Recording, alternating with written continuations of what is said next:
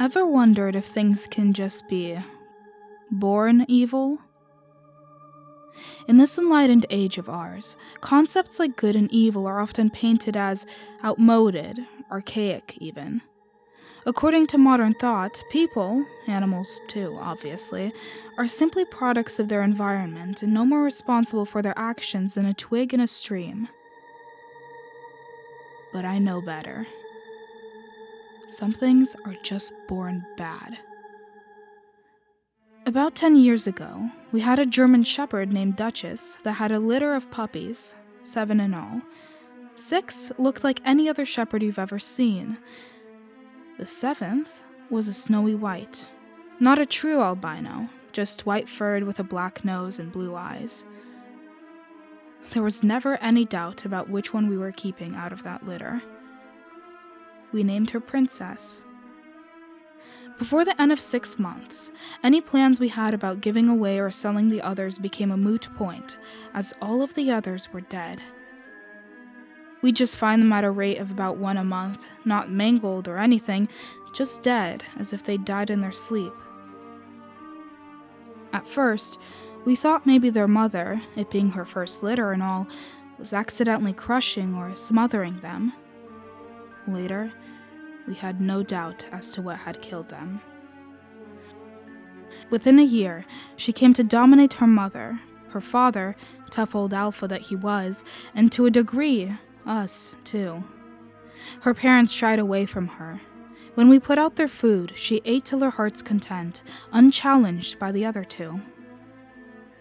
Once, I tried to shoo her away and let the other 2 eat.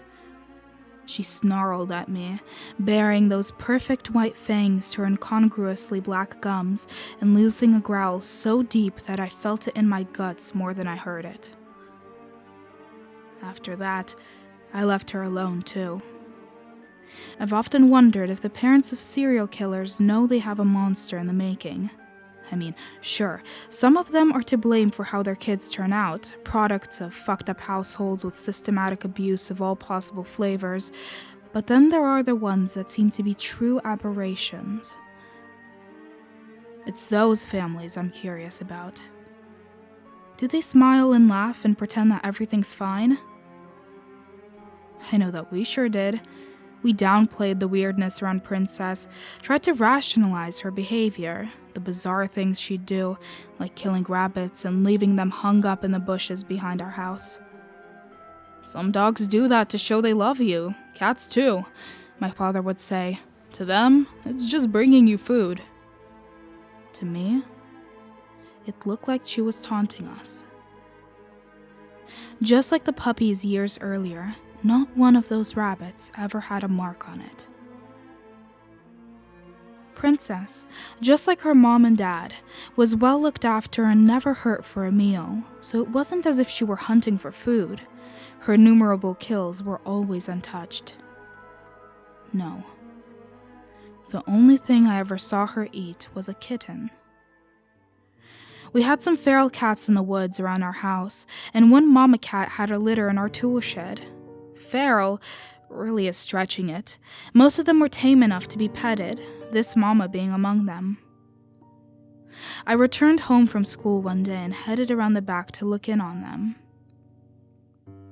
The door to the shed was open, and inside I found Princess, her jaws pink from her feast. As she devoured that last kitten, her beautiful blue eyes never left mine. The mama we found displayed on what I'd come to think of as the rabbit bush. The tipping point came that same year when we found her sire dead. He was the best dog we'd ever had, that we ever will have. We woke one Saturday morning to find him in the backyard lying dead without a mark, like so many rabbits before him. I can count the number of times I ever saw my father cry on one hand. That was one of them. That was also when we found out how she killed so cleanly. She strangled her prey, like a jaguar. The fur at her father's neck was still wet with her saliva. We spent that morning burying that good old faithful dog, and then he sent me and my mom away on some pretense. No words were spoken, but there was no doubt about what he intended to do. I'm sure that there are some of you reading this that will find the notion of putting an animal down to be abominable. But what other options did he have, really? Take her to an animal shelter? Give her to some other family? Who could do that and go to sleep with a clear conscience? As it turned out, we weren't getting any sleep that night, regardless of our decision. We spent that afternoon at my uncle's house. Once, when I came in from playing to get a glass of water, I overheard my mom telling my uncle that she sometimes wondered if the dog was possessed or something. I'd sometimes wondered the same thing. Later that evening, not long before sunset, we got a call from Dad. Apparently, the deed was done. By the time we arrived home, he'd already washed up and changed clothes, but there was little he could have done to hide his wounds, even less to hide the haunted look in his eyes. Both his arms and one leg were bandaged, and that was bad enough, but what stuck with me all these years later was just how terrified he looked. It wasn't until I'd actually been through combat that I recognized that expression. It's how men look after they've stared death straight in the face. My father never talked about it, but he drafted a friend from up the street to come help, and it's from him that I get this part of the story. Princess was many things, bloodthirsty and evil chief among them, but stupid wasn't among them. In that, if nothing else, she took after her father. Her dad, Rocky, was famous for letting himself into the house if it was storming out. He'd figured out how to paw open the sliding glass door out to the patio. What was really astounding is that he also had the presence of mind to close it behind him. Not being stupid, she knew something was up and made herself scarce, disappearing into the woods. Dad, not wanting to put this off and being in full-on revenge mode, called his friend from down the road and filled him in, so off on the hunt the two of them went. In his own words, she was laying for us. If it sounds absurd to say that Princess lay in ambush, then I failed at conveying just how wrong everything about her truly was. She led them on a chase through those woods, barking whenever it seemed the stupid humans had lost her again. Then, she laid up beneath an overhang on the creek bank just where the path crossed it and waited. She was on my father the instant he stepped down into the creek, grabbing his leg and making him fall headfirst into the water. Then she went straight for his throat. My dad had already lost his rifle at that point, and he grabbed her with both hands to try and fend her off, wrestling with 115 pounds of teeth, claws, and muscle in 1.5 feet of water, Princess savaging his arms all the while. At some point, he managed to work his legs up between him and the dog and kick her away from him, providing his friend with a clean shot, which he took, catching Princess through the chest. He put a second round through her head point blank. He then helped my dad back home into the emergency room, telling him he'd go back to see after Princess once they got home. "She can rot where she is," was all my dad had to say on that subject. After they got back from the hospital, our neighbor went back on his ATV to pick up Princess for burial. He was a dog lover like us, and it just didn't seem right to him to leave her. If he'd spent as much time tiptoeing around as we had, he might have felt differently. "She flat wasn't there," he said. "No blood trail, nothing." He also said that after he'd been there poking around for a few minutes, he noticed something else strange. No birds. It was dead quiet the way the woods sometimes get right before a bad storm blows in. Wisely, he got right the hell out of there. There was a storm coming, all right.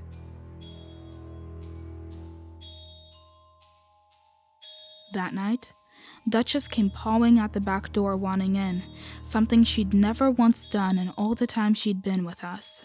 And I had a dream. In it, I was playing football in the backyard with some buddies and ran over to where a bad throw had landed near Rocky's grave.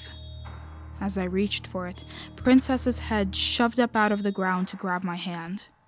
I woke up with a jolt and was promptly scared out of a roughly 10 more years of life by the silhouette of a German shepherd in the hallway. It was Duchess, of course. She was sitting in the hallway whining and wagging her tail nervously. She was looking back toward the front of the house. I walked over to her and placed my hand on her big doggy head and said, "What is it, girl?" That's when I heard the distinctive sound of claws on glass. Something was pawing at the patio door. Thoroughly terrified, I grabbed Duchess by the collar and dragged her along with me to my parents' room, shutting the door behind me. I was 14. I was terrified, but even in that terror, retreating to my parents' room wasn't just for the security of Mommy and Daddy. That's where the guns were. I woke them up and told them what I'd heard. "Oh, sweet Jesus," my mother said. Dad got up and locked the bedroom door and said, "Y'all lock yourselves in the bathroom." I heard the patio door slide open. If any of the rest of us had any doubts about what had just come into the house, Duchess sure didn't. The only thing she'd ever feared in this world was her own pup. A deep rumble of a growl vibrated in the floor beneath our bare feet, and Duchess's bladder let go as if on cue. Mine wasn't far from doing the same. What followed was a 6-hour exercise in pure terror, punctuated by snarling attacks on the bedroom door, crashes through the rest of the house as Princess found more things to break, whispered prayers from my mother, and litanies of curses from my father as another of his attempted forays out of the bedroom were thwarted. We were without a phone. The one on my parents' nightstand was dead. We'd later find the phone line to have been ripped out at the main box.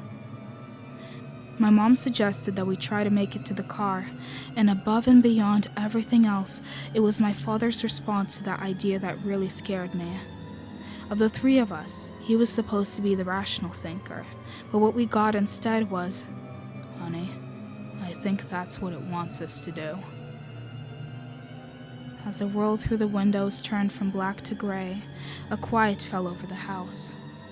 Mom and I watched through the windows, craning our heads in an attempt to get an eye on the patio door, but try as we might, the best we could manage was a view of most of the patio. More than enough concealment for a dog to slink in or out, even a big one like Princess.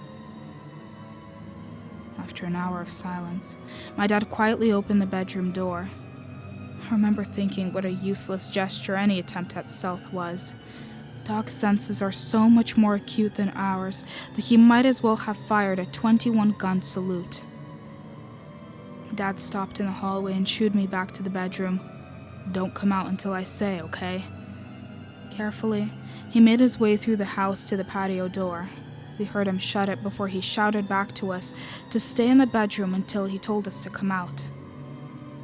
Through the door, I could hear him moving around and what seemed to be him dropping things into a garbage bag. After about 30 minutes, he gave us the all clear. What greeted us was a disaster. Ripped up cushions and pillows, destroyed furniture, shredded papers and books all over the floor, but most terrible were the smears of gore all over everything. My mother wondered aloud at what she'd drug into the house. Grim-faced, my father did not answer. He simply turned and headed out the back to bury Rocky for a second time. We cleaned up as best we could while Dad drove to our neighbor's house to make all the appropriate calls. After all these years, I still wonder what portion of homeowners' insurance covers attack by undead demon ghost dog. Unspoken, we all wondered what the night would bring. As it turned out, we never got a repeat, but Duchess never left the house again. Time rolled on. Occasionally, we'd find a new present on the rabbit bush. Just a friendly reminder, another token of Princess's abiding love. About 2 years into college, my dad called to tell me that our neighbor had passed. Heart attack in his sleep, the coroner says, said my dad. But what we were both thinking was, not a mark. There are plenty of nights where I wonder what the last thing was to pass before that old bachelor's eyes. I can guarantee you it stared right back. I've seen firsthand how it feeds. Not long after that, my folks put the house up for sale. I sort of acted as go-between on that deal. About a week after the new owners moved in, I received a call from the man of the house. He wanted to know if we'd left any pets behind when we moved. Already fearing the answer, I asked him why he asked. "Oh, me and the kids keep seeing this white shepherd in the woods. Pretty."